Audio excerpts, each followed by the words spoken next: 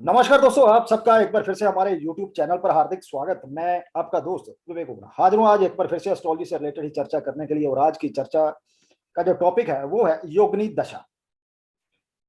Astrology में योगिनी दशा वैदिक एस्ट्रोलॉजी में खासकर काफी महत्व रखती है, क्योंकि कोई भी दशा जो हमें चलती है विषुवत्रीय दशा के हिसाब से, उस दशा में हमें क्या रिजल्ट मिल सकते हैं, ये दशा योगिनी दशा जो है उस पर काफी ज्यादा प्रकाश डालती है। इसलिए वैदिक एस्ट्रोलॉजी में इसका काफी ज्यादा महत्व बढ़ जाता है। इसी पर आज चर्चा करेंगे, लेकिन चर्चा शुरू करने से पहले आप सब दोस्तों से, मित्रों से कहना चाहूंगा, खासकर उन दोस्तों से जो पहली बार हमारे YouTube चैनल पर आए हैं और ये वीडियो देख रहे हैं, यदि आपने चैनल सब्सक्राइब नहीं किया तो प्लीज सब्सक्राइब कर लीजिए। नोटिफिकेशन बेल का बटन दबाना ना भूलें, क्योंकि जो भी वीडियो हम अपलोड करें यूट्यूब पर, चाहे वो वैदिक एस्ट्रोलॉजी से रिलेटेड हो या फिर केपी या कस्पल इंटरलिंक थ्योरी से, आप उसे मिस ना करें। और यदि आपकी भी कोई क्वेरी हो तो आप दिए हुए व्हाट्सएप नंबर पर हमें मैसेज कर सकते हैं, लेकिन फीस जो है वो एप्लीकेबल रहेगी। तो चलिए दोस्तों, चर्चा शुरू करते हैं योगिनी दशा के ऊपर। भारत में मुख्य रूप से 5 दशाएं जो हैं ज्यादा प्रचलित हैं। उनमें विषांतरी, योगिनी, काल चक्र और मुद्रा दशा और अष्टोत्तरी दशा। इनमें भी 3 दशाएं ज्यादा प्रचलित में आती हैं, विषांतरी, योगिनी और अष्टोत्तरी। ये दशाएं ज्यादा चलती हैं। हमारे ऋषि मुनियों ने मनुष्य के जीवन को 120 साल का मानकर इसे नवग्रहों के अधिपत्य में अलग अलग बांट दिया। हर ग्रह के हिस्से में कुछ साल आते हैं, ऐसा माना जाता है। जब जातक किसी पर्टिकुलर दशा को प्राप्त करता है तो माना जाता है कि कुंडली में अपने शुभ या अशुभ भाव के आधार पर वह ग्रह हमें फल देने वाला है। अब यह भी आवश्यक नहीं कि हर मनुष्य 120 वर्ष की आयु को प्राप्त करे, इसलिए हर जातक के जीवन में हर ग्रह की दशा आना भी संभव नहीं हो। इसके अलावा जातक जिस ग्रह की दशा प्राप्त करता है, जैसे मान लो कोई लंबी दशाएं हो शुक्र की, राहु, गुरु, शनि या बुध की, ये कुंडली में शुभ हो या अशुभ, तो क्या पूरी दशा शुभ या अशुभ ही जाएगी, या रनिंग दशा में हमें कब कब क्या फल मिलेंगे, इसको जानना विषुवत्रीय दशा के हिसाब से काफी ज्यादा मुश्किल हो जाता है। लेकिन योगिनी दशा इस बारे में काफी ज्यादा हमारी सहायता करती है, इसलिए इसका वैदिक एस्ट्रोलॉजी में काफी महत्व बढ़ जाता है। या यूं कहें, योगिनी दशा विषुवत्रीय दशा का ही एक सूक्ष्म रूप है। योगिनी दशा दोस्तों 36 साल की होती है। विषुवत्रीय दशा की तरह ही योगिनी दशाएं भी मनुष्य के जीवन को व्यापक रूप से प्रभावित करती है। सबसे बड़ी बात, योगिनी दशा क्योंकि 36 साल की होती है, तो 36 साल बाद हमें वही योगिनी दशा दोबारा से प्राप्त होती है। मतलब मनुष्य जीवन में 2 बार, या आयु खंड अच्छा हो तो 3 बार भी योगिनी दशाएं हमें वही योगिनी दशा हमें प्राप्त हो सकती है। लेकिन सबसे जो महत्वपूर्ण बात है वो ये कि वह जो घटनाएं पहले हुई, क्या 36 साल बाद वो दोबारा होंगी। जैसे कि एग्जाम्पल, कोई जातक या जातिका 24 साल की आयु में अपनी कोई जॉब शुरू करता किसी पर्टिकुलर योगिनी दशा के अंतर्गत, अब 36 साल बाद मतलब 60 साल की उम्र में वही योगिनी दशा उसे दोबारा प्राप्त होगी। तो क्या 60 साल की उम्र में दोबारा फिर वो कोई जॉब प्राप्त करेगा? वो तो उस एज में रिटायरमेंट को प्राप्त करता है। या मान लो किसी जातक जातिका की शादी 24 साल की आयु में हो जाती है और 36 साल बाद वही योगिनी दशा आएगी, क्या दोबारा से ऐसा जातक या जातिका शादी करेंगे? लेकिन ऐसा होता नहीं। क्यों नहीं होता? वो इसलिए नहीं होता, योगिनियां जो है वो नक्षत्रों द्वारा उत्पन्न होती है दोस्तों, और प्रत्येक योगिनी दशा एक नक्षत्र की होती है। ये ही योगिनी दशा के फलित का सबसे बड़ा सीक्रेट है। इसके लिए हमें योगिनी के नक्षत्रों को समझना होगा। इस दिशा में नक्षत्र और योगिनी के बीच में तालमेल बिठाने में थोड़ी आपको दिक्कत आ सकती है, क्योंकि नक्षत्र 27 है, योगिनियां 24 जो 3 बार रिपीट होती है। इसके लिए आप हमारे इस दिए हुए चार्ट की सहायता ले सकते हैं। इस चार्ट में यदि आप देखेंगे, 3 योगिनियां 4 नक्षत्रों से शुरू होती हैं, भ्रामरी, भद्रा, उल्का। बाकी की योगिनी 3-3 नक्षत्रों से उत्पन्न होती है। मतलब अष्ट योगिनी दशा को 27 नक्षत्रों के आधार पर बांटा गया है, जो जातक को उनके कर्मानुसार सुख और दुख देती है। ये अष्ट योगिनी दशाएं मंगला, पिंगला, धान्य, भ्रामरी, भद्रिका, उल्का, सिद्धा और संकटा है।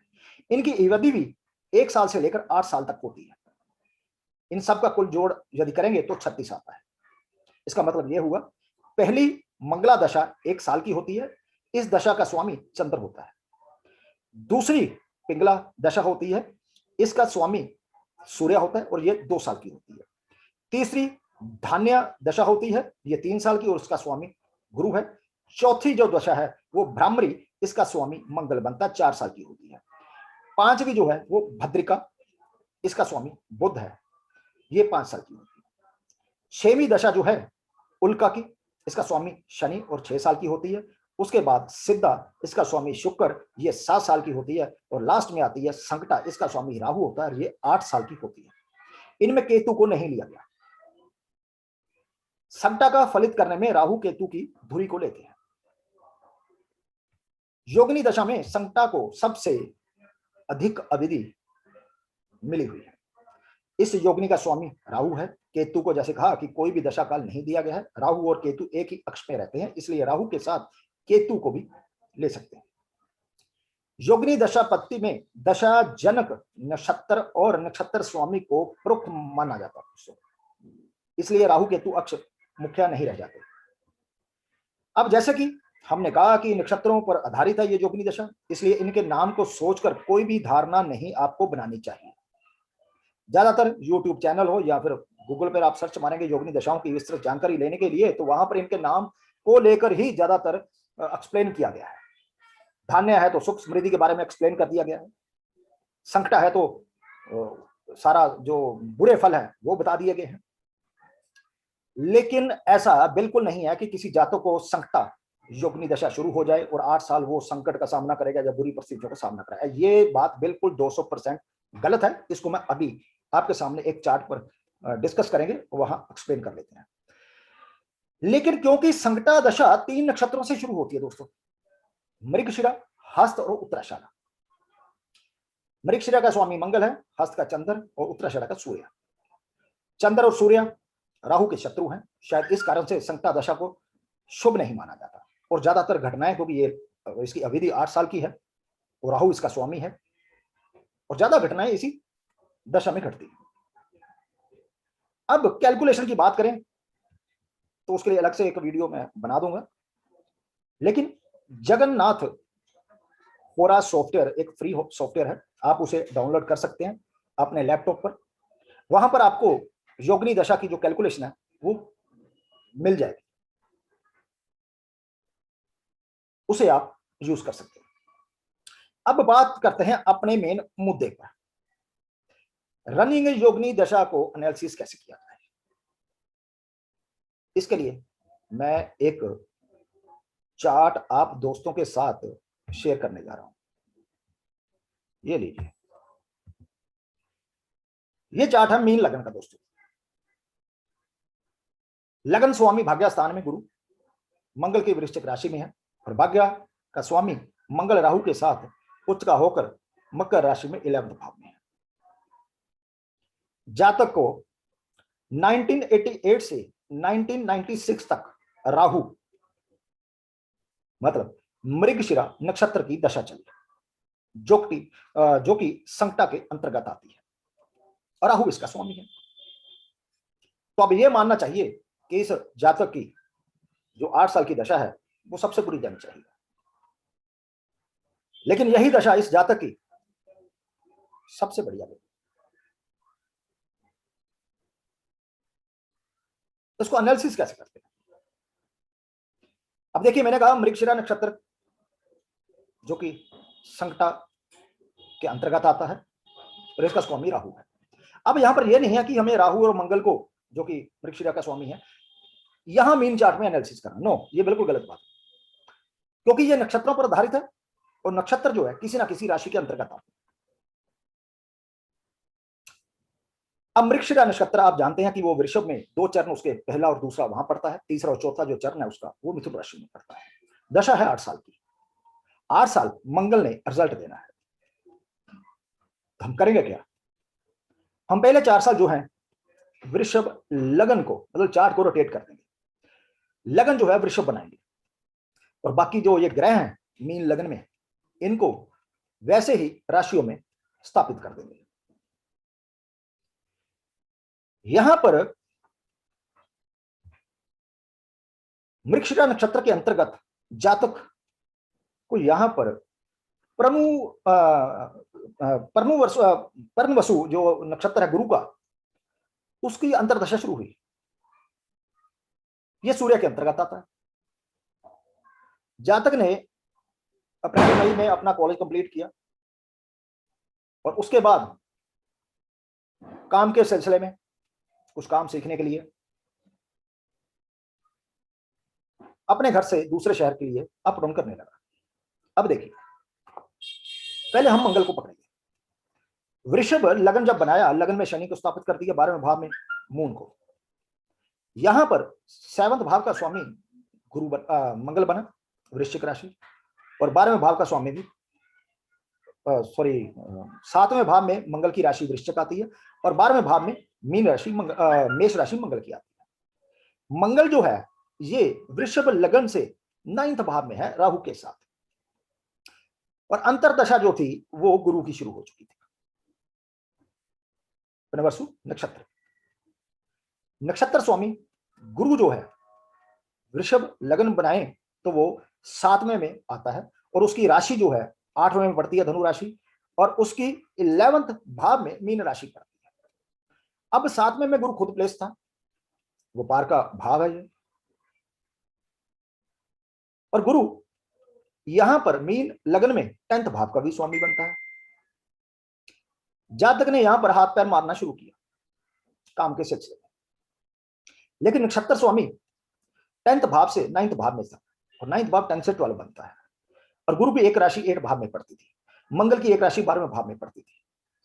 जातक को कुछ सफलता हाथ नहीं लगी। उसके बाद 1992 मार्च से 28 मार्च, यहां 4 साल पूरे हो चुके थे। जातक को मरकरी इसकी दशा शुरू हुई, और अंतरदशा स्वामी था केतु। केतु यदि देखेंगे मीन लगन में 5वें भाव में बैठा हुआ। अब जब यहां पर दशा जो है 4 साल पूरे हो चुके थे, तो अब लगन जो है वृषभ से मिथुन बनेगा, क्योंकि 2 चरण जो है मृगशिरा के वो मिथुन में पड़ते हैं। अब जब हमने मिथुन लगन बनाया, यहां से 7वें भाव में मीन राशि और धनु राशि गुरु की, और गुरु खुद 8 भाव में, मून 11वें भाव में, मंगल राहु के साथ 8 भाव में मकर राशि में। दशा स्वामी मंगल है। अब मिथुन लगन के लिए मंगल देखिए 6 भाव का स्वामी होकर 8 भाव में चला गया राहु के साथ। सुपर डुपर स्ट्रॉन्ग विपरीत राजयोग का जहां निर्माण हो चुका है, क्योंकि मंगल का जो संबंध है वो किसी भी शुभ प्लैनेट के साथ नहीं आ रहा, और मंगल की दृष्टि लाभ भाव पर अपनी राशि पर है। तो यह संकेत था कि जातक को अब आर्थिक लाभ जरूर होगा। जब जातक को मगा नक्षत्र की अंतरदशा स्टार्ट हुई, मगा नक्षत्र का स्वामी केतु धन स्थान में बैठा हुआ है, चंद्र की राशि में है, और चंद्र मिथुन लगन के 11वें भाव में प्लेस्ड है, लाभ भाव में। केतु के ऊपर शनि की दृष्टि आ रही है, एस्पेक्ट आ रहा है, गुरु का एस्पेक्ट आ रहा है, मंगल का एस्पेक्ट आ रहा है। मतलब दशालोट मंगल का एस्पेक्ट भी केतु के ऊपर है, गुरु का एस्पेक्ट भी केतु के ऊपर है। गुरु जो है इस चार्ट में 10th भाव का स्वामी है, और जन्म चार्ट में गुरु जो है वहां भी धनु राशि है, 10th भाव का स्वामी बनता है। मंगल जन्म चार्ट में 11वें भाव में बैठा हुआ है, और मिथुन लगन जब बनाया तो वो 8 भाव में, और अपनी राशि लाभ भाव जहां पर मेष राशि पड़ती है वहां पर उसका दृष्टि जारी है। ये 4 साल जातक के आर्थिक रूप से बड़े ही जबरदस्ती है, यूं कहिए अचानक। इसको मैं ऐसे भी एक्सप्लेन कर सकता हूं कि यदि जातक फोन पर कोई सौदा करता था जिस रेट में, सामने वाले को उससे ज्यादा ही सुनाई देता था। इतना जबरदस्त समय इस जातक का गया, और दशा देखिए संकट।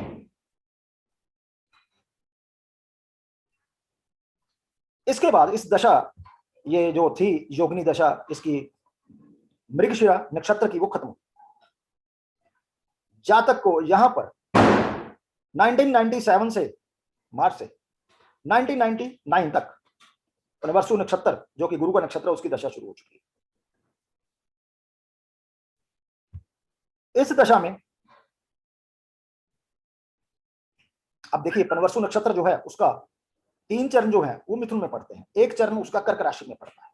अब दशा का समय अवधि जो है वो 2 साल की है, मतलब 24 महीने।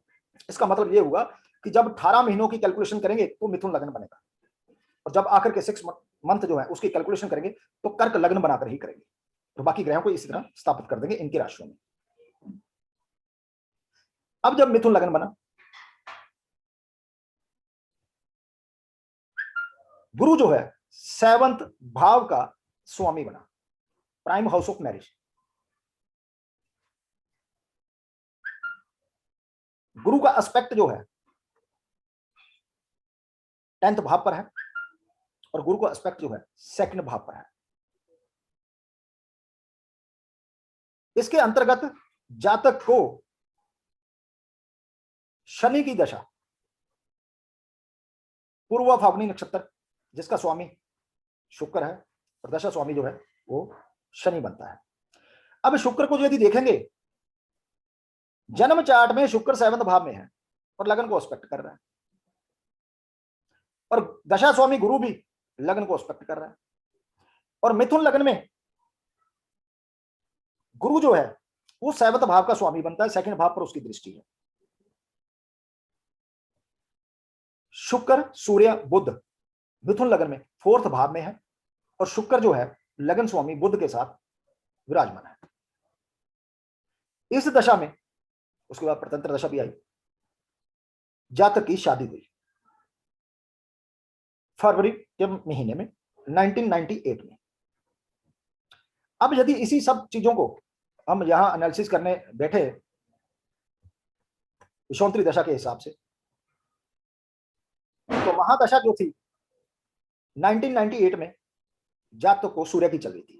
सूर्य मीन लग्न में 7th भाव में बैठा हुआ है और 6 भाव का वो स्वामी है। उसके बाद मून की दशा चली जातक को 2001 तक। मून 2nd भाव में है, 5वें भाव का स्वामी है,